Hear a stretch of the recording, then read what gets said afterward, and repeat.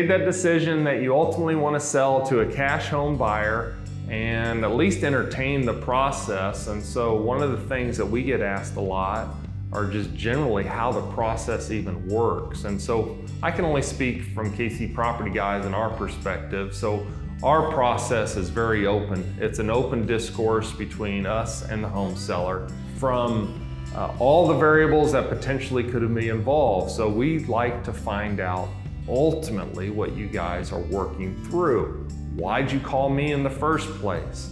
What types of variables are involved? Is this an estate home? Are you trying to transfer somewhere locally? Are you moving out of state?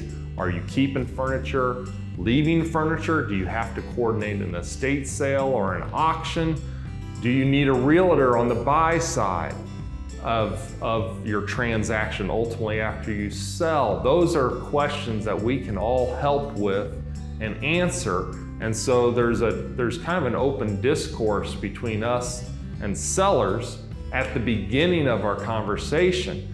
But for you as a seller, how do you know you're working with a reputable cash home buyer? There's questions that you should ask also. There's research that you should do. I mean, let Google be your guide. Take a look at websites and look at reviews.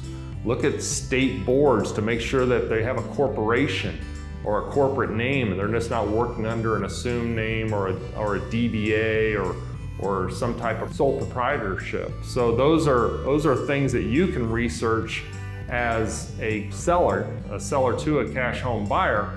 And also things that you should ask that cash home buyer, are they able to close on the day that you want to close if you have a deadline that you need to meet? You know, do they even have the cash available to purchase the home? Or are they a wholesaler where they're going to introduce a third party to purchase the house? Those are questions that will show up in the contract.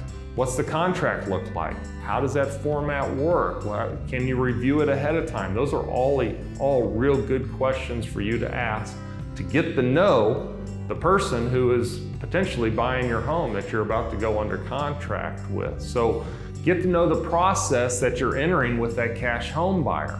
Understand that contract line by line, item by item. Understand your day of closing to ensure that that meets the day that you need it to close. Ensure that that cash home buyer that's going to be there at closing to ultimately pay that closing company to get you closed on the day that you can ultimately need to close. So that process, the selling process, can go as smooth as possible.